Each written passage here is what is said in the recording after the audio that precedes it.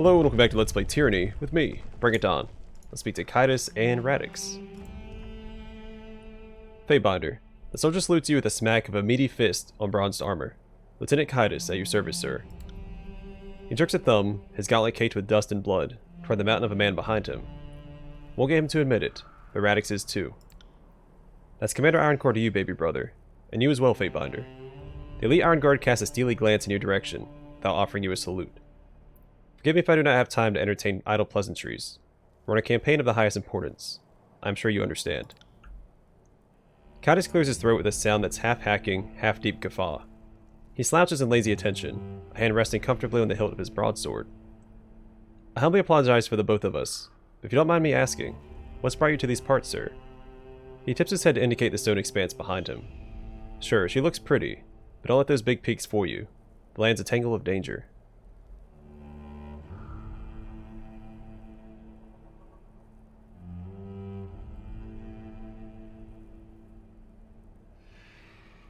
Yeah, brief me on the Chorus's troop movements to the region.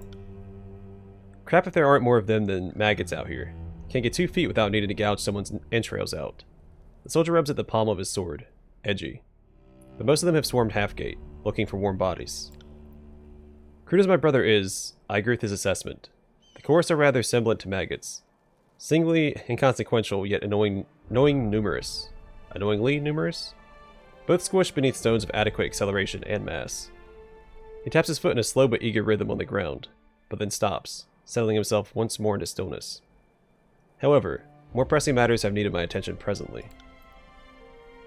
Even Radix likes killing Chorus screamers, but he can't stray from the parameters of his post, and I can't stray from him.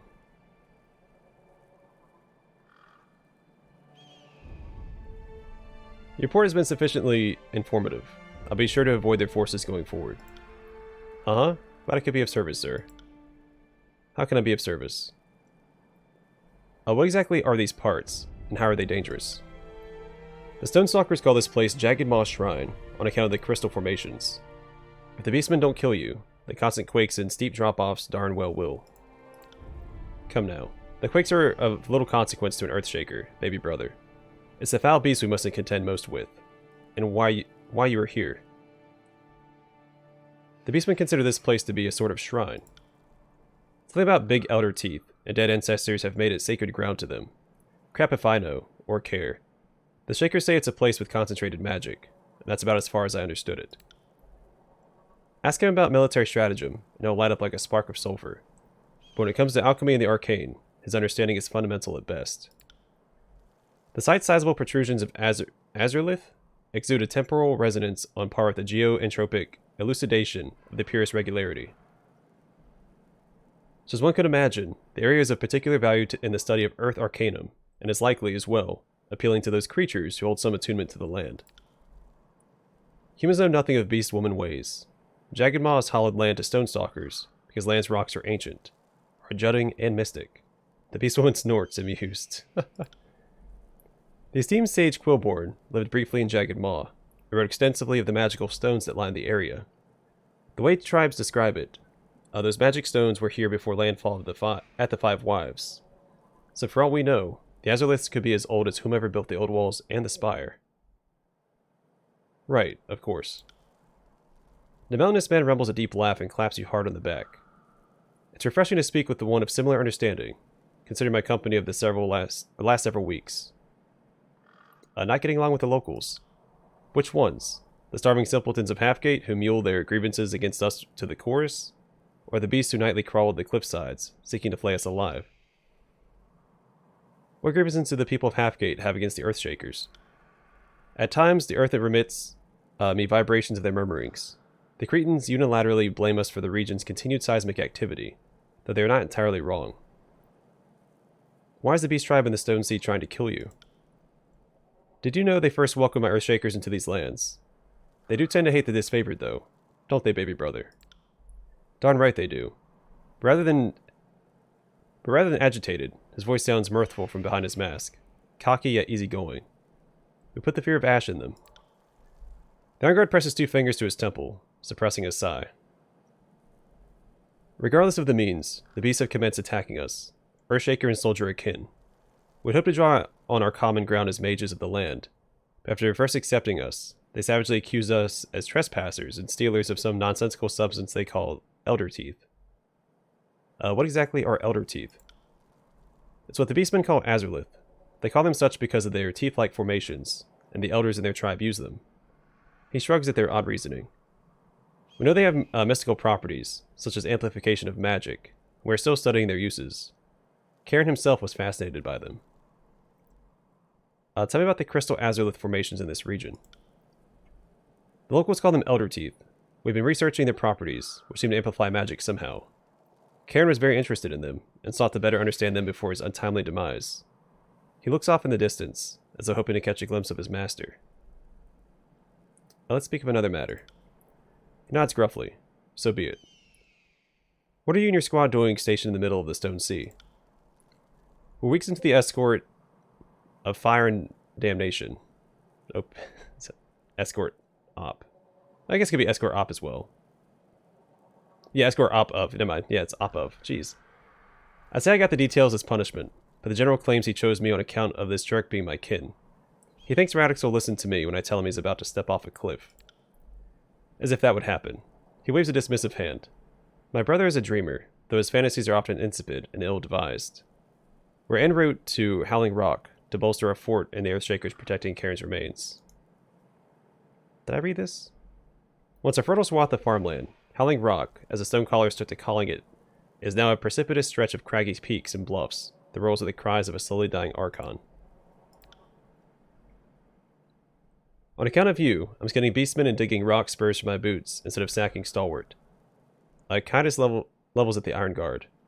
If I was going to dream for anything, it'd be about leaving this wretched crap hole around behind. Karen. Isn't that the Archon who rebelled against Kyros? Faebiter Callio cast the Edict of Stone in 430 in order to kill him. Precisely yes. During our primary campaign to conquer Azur, Karen broke completely from Ash's command, and shortly thereafter, Faebiter Callio cast the Edict of his execution. The Iron Guard widens and resettles his stance, arms clasped stiffly behind his back. While I devoted myself as Karen's apprentice for many years, rest assured that as the inheritor of the Earthshakers Guild, I remain steadfast in my service to the Disfavored. Kyros' demand for loyalty is absolute. This I understand well. The Iron Guard taps the heel of his boot against the ground, annoyed, causing pebbles to quake and jump into the near distance around him. What I can neither understand nor forgive is why would he choose such filthy savages over his own disciples? By savages, do you mean the beastmen? Quite assuredly. For Karen to risk the entire guild on account of such primitive beasts, it is wholly contemptible. Not only did he bring ruin on himself, but he very nearly rained the same on us. Humans have two eyes, yep, but always are having trouble looking past the length of own snout. She grunts, clearly cross. And he's not at all full of himself. Kyros laughs good-naturedly. If mages demonstrated more modesty and attention to their tasks, the army might be less severe in doubting their wrath. Titles and honorifics are earned, not simply spun out of a storm of bravado. You're both an Earthshaker and an Iron Guard. How did that come to pass? It was not by choice, I can assure you. I merely desired to study under Karen's tutelage, but after we pledged our allegiance to Ash, the position was more or less forced upon me. He looks down for a moment before catching himself slumping. Not that I could resent a position bestowed upon me by the general himself. Though I'm not one for rank and file, as Karen's protege, clearly I was the ideal selection. To be an Iron Guard is to be recognized by Ash personally. The Archon of War loves his soldiers to a woman, but he only grants his favor to those who distinguish themselves. There is no greater honor. The Earthshakers are the arcane arm of Ash's military, correct? An astute observation. Our guild has devoted ourselves to the study of Earth Arcanum, and as such we are the disciples of Cairn, before his unfortunate end. As his prime and closest pupil, it has befallen to me to inherit Cairn's legacy. He sweeps a brief, stiff salute. I am Radix Ironcore, mover of mountains, Iron Guard to Ash, and second master of the Earthshakers. You two, you're related. That's right, sir. We're brothers born, if not bred. He slaps Radix heartily on the back, the iron underside of his gauntlet resounding like the clang of a funeral bell. We share a mother, much to Radix's regret. My brother, impetuous as he is, likes to rely on brawn and chance as he marches through life. I, however, being elder and of higher intellect, am fortuitous enough to have inherited the call of the land. He says that, but I'll be the one keeping his head from getting lobbed off when we're attacked next. You were raised apart from one another. It's not like he was sent away. On account of him being 12 years older and knowingly apt with magic, he left for a Tortilus to study under Cairn. Kyros smacks his brother heartily on the back. Can't say I missed him much. You have been buried alive, sir? Ah, how long ago? I do remember. Mother was quite proud. Not of that incident. She was unreasonably furious, even though I left you with an air hole. He taps the toe of his boot on the ground, thoughts likely as tremorous as the earth around him. It was a great honor to study under an Archon. You have separate fathers. Who were they? Don't know, Lieutenant shrugs. But doesn't really matter, does it? If we're just our father, this one could have been rid of me. We can't deny the lineage of the womb, nor a woman's inheritance. Even if I did choose the front lines of Eradix's stodgy guild. That's right. For better or worse, we're indisputably bound by blood. Though you wouldn't know it as Kyros exhibits only the most minuscule of mother's traits. Tortilus. That's in the north, right? Obviously. Despite my master's increasingly irrational inclinations and his age, Cairn was a northerner, same as you and I. The Iron Guard settles his stance, peering silently toward the horizon for a moment, before he continues to speak. Tortilus is the longest continental mountain range in the Northern Empire. Naturally, it was upon the highest peak that Cairn established the Earthshaker Guild, and where I painstakingly accumulated the potential of my abilities. What was it like studying under Cairn? Excruciatingly arduous yet edifying. Do you want me to claim he was like a doting father? I cannot. He was ruthless when he needed to be, and above all, brilliant. Asha sent me to assist with your efforts to solidify our hold in the Stone Sea. So you do come with a purpose. The Iron Guard turns the crushing weight of his attention on you, one strengthened by both magic and the austerity of his resolve. After a moment, the severity of his scrutiny slowly crumbles. He nods as if to an unspoken decision. I'd be a fool to turn down the aid of a Fatebinder, especially one so renowned. I'll accept any assistance I can acquire in uniting with my Earthshakers at Howling Rock and defending the fort they've erected around Cairn's remains. What the commander is trying to say is we're beholden to have you. Kyros grunts, shooting his brother a pointed look. Getting to Howling Rock is the easy part, only it hasn't been that easy. We've been waylaid with Chorus forces and beasts that'll rend you limb to limb sooner than you can blink. The bloodthirsty sons of Kurz, mark my words.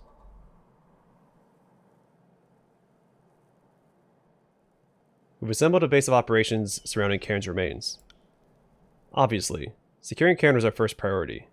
You think we'd let these savages, or worse, the Chorus get their hands on him? What can you tell me about Cairn's demise? All that I've heard, he's not dead yet. And I mean that. You can hear him at night, shuddering and moaning like the wind through the mountains. He shifts and resettles the weight of his heavy suit.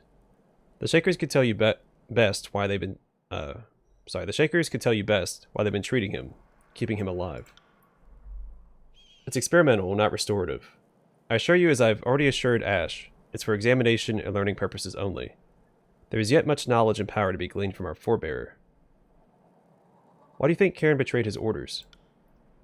His favorite officer scrubs a hand over the nape of his neck, hesitant to answer. Why would anyone? He shrugs. The world's full of vices that tempt a soldier. Booze, brothels, betting. I figure Earth magic must be a darn mire of a drug to tempt an Archon from duty. Guess they aren't so inhuman after all. Well, if you're neither man nor beast, I'll cut us a path to Howling Rock, regardless of who stands in our way. Might have been a bad idea to bring Kilson's Shadow along.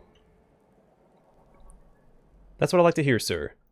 Deftly he draws his sword, and crouching, carves a basic map into the silk-covered ground. Fastest routes through Stone Down Gorge. Of course, the area is swarming with Chorus and beasts alike. Carve us a path, we'll follow close on your heels. He tips his head to you in good luck. Get us there in one piece. I'll name my broadsword in your honor.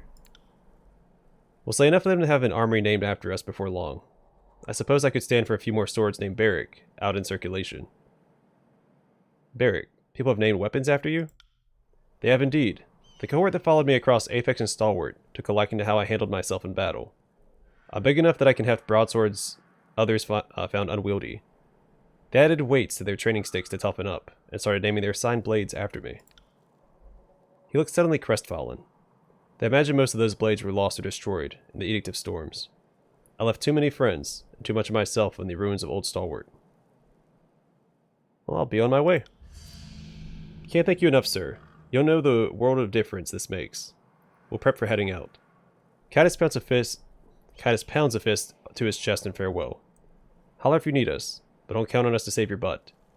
Our duty is to protect the Shakers, so we'll be trailing a ways behind.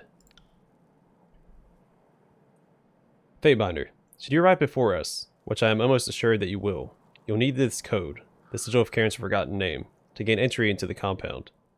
Pay attention, for it is quite an intricate sigil. The master of the Earthshaker Guild calmly demonstrates the sigil by twisting and drawing his fingers through the air. Though it appears to any witness to be the motion of a spell, he lends no magic to the mark, deceptively using it as a coded communication instead. I show it to the guards, and they will know that you're one of us.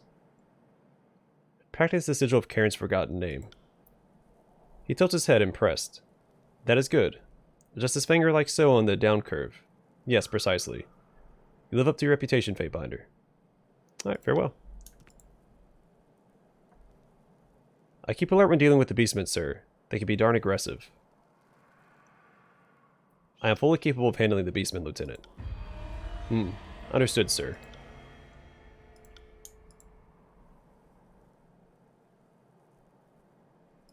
Alright, well. Cool. Must preserve Karen's essence, Fatebinder. Either aid us or leave us. H-Plank. Why did I make that sound? Oh, because I completed the quest, never mind. Aged planks of wood and withered rope are the only things keeping travelers alive while crossing the great chasms of the Stone Sea.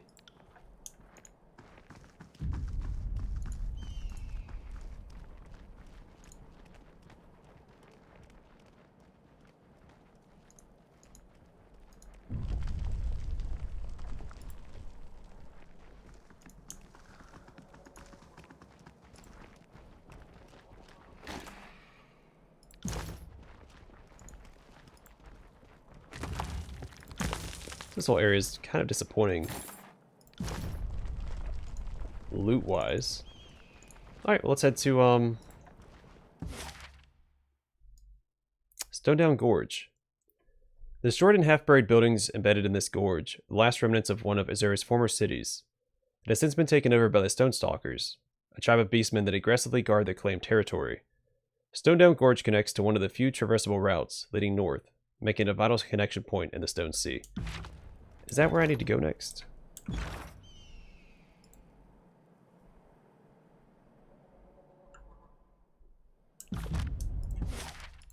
Alright, let's go.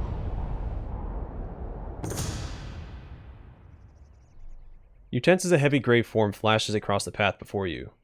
Long ribbed horns curve in graceful arcs from its skull, and hooves thunder against the stone. An ibex. Ibex? Hundreds of pounds of muscle, hide, and bone, quick and crafty.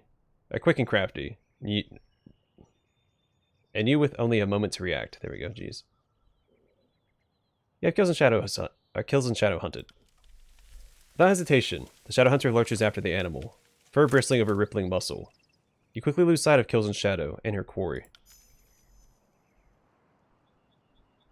You wait a time, and just as you're on the verge of moving on without her, Kills and Shadow reappears, grinning under the weight of the ibex draped from her shoulders.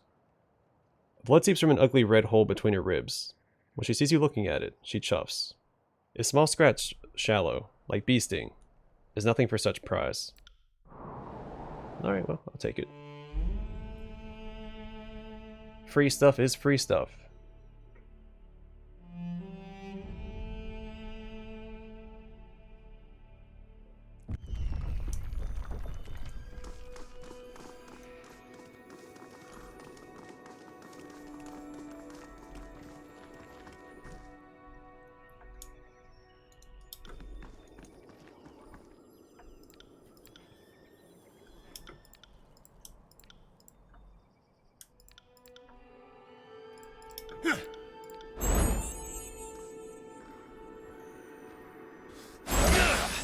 I'll take care of it.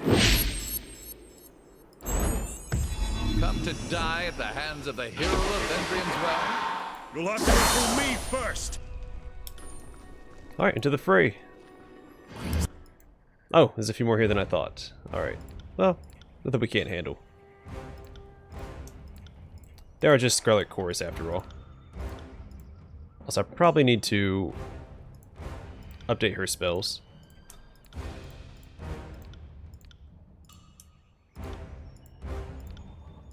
I will aid you. Alright, first things first, turn invisible. And then Leaping Death right here.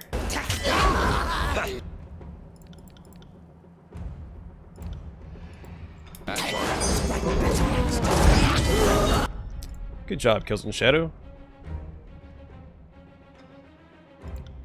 Primal Scream, though she's not from stealth, it still shakes them, right? Or frightened. Terrifies if she's stealth.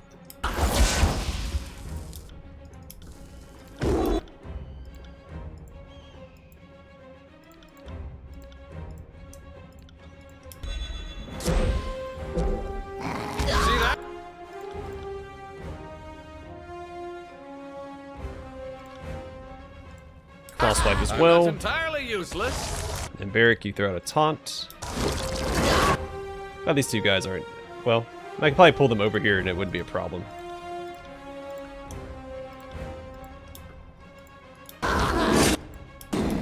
Alright, now take this guy out.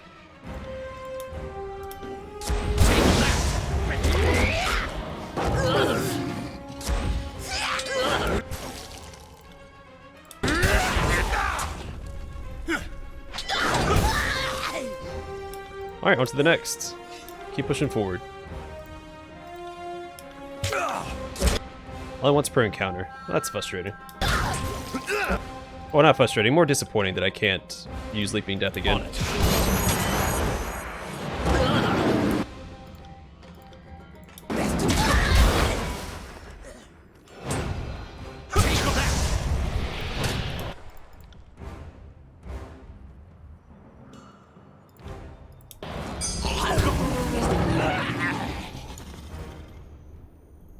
Right.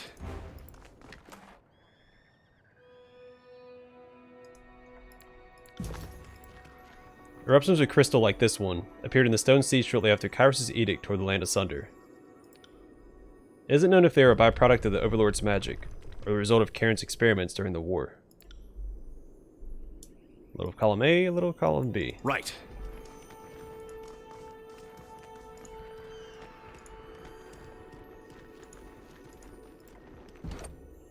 So Azulith, this crystal fragment glows brighter than its nearby brethren. The fragment is firmly embedded in the ground. Shall they pull in the crystal with just enough force to safely remove it? 114 athletics.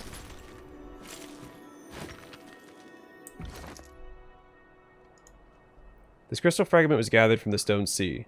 It's capable of holding a large amount of magical energy. Also, how much athletics do I have? 200 parry. I'm not doing pretty good there. 145. Will do.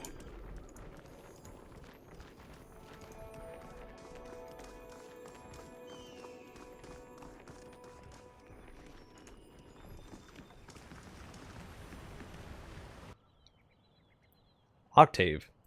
What in Kyros' name are you plotting, boss? Why do you kill this choirman up ahead? He points his weapon at you, his face flushed scarlet. Don't try to deny it. My gal Pustule saw it all. What an awful name.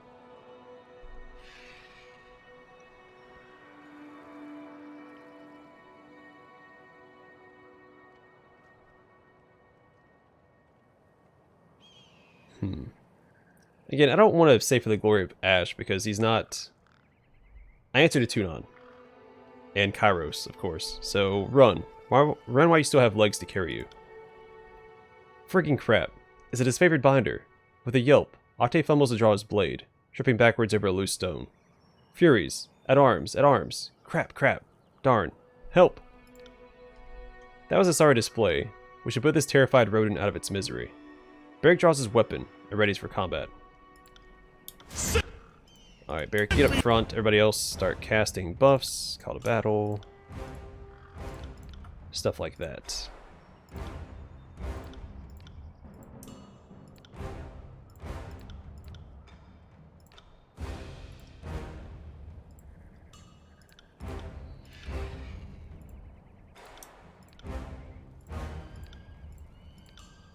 Your champion!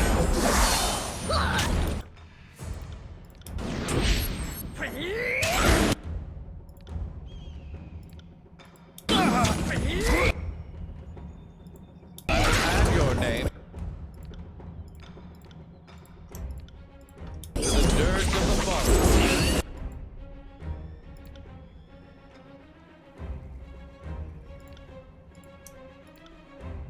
I'll do that the other way. Disembowel and then raking slash.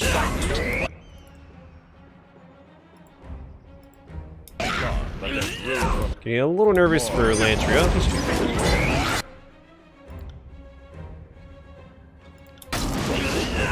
You dare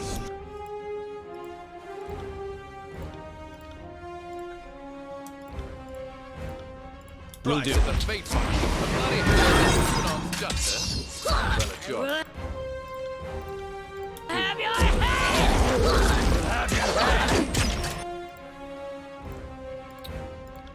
Hang in there, Lantry.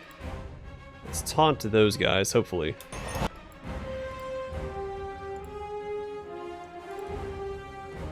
Alright, Bear, come over here and do this instead.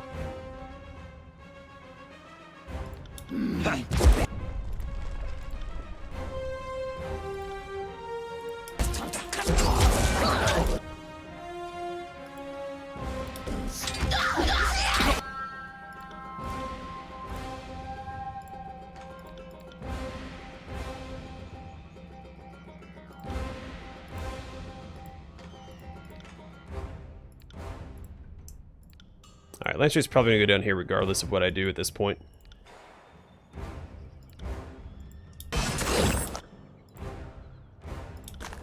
Well, maybe not.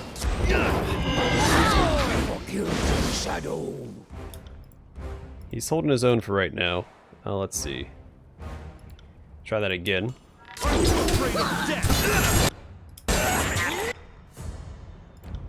Alright, false pit that guy for me. Go and cleave right here.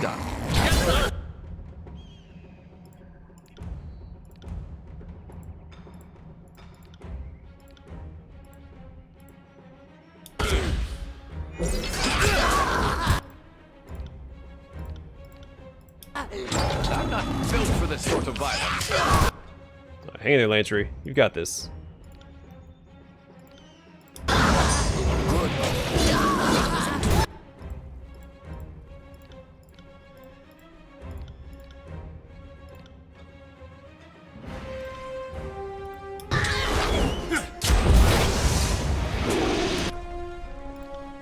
As you command. Alright, and take out the last one for me.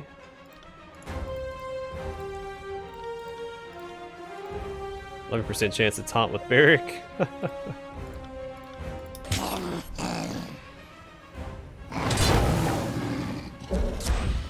need to try a different one. Pay attention, kid. Apologies. Spotted something. I got it. Alright, more chorus dead. So I find it a little interesting that we had 0 chance of actually persuading them to stand down there. I guess we could have tried to lie to him, but...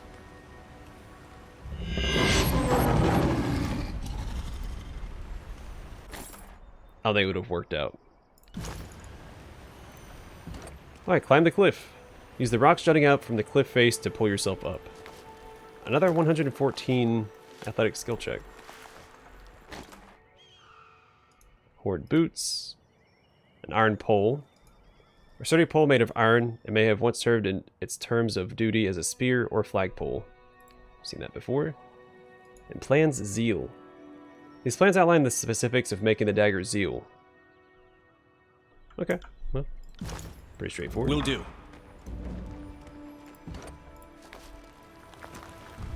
I wonder if it's an artifact.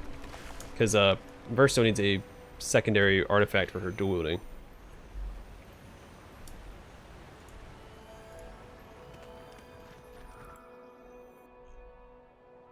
I don't want to get into another fight.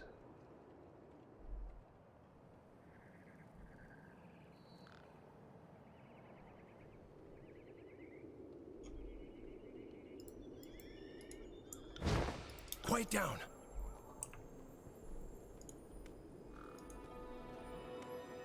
Yeah, that's a little much for me to want to do before we wrap up the episode, because that's going to take a couple minutes at the very least. So I think I'm going to call the episode here. The next one will continue pushing through Stone Down Gorge and slaughtering all the Choirmen, and I guess Beastmen if we come across them, because that's part of the mission as well, is it not? Yeah, the Beastmen of the Stone Stalker tribe.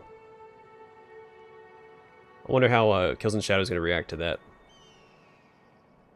I guess we'll find out. Either way, I'm going to call it here. Thanks for watching. Hope to see you guys in the next one.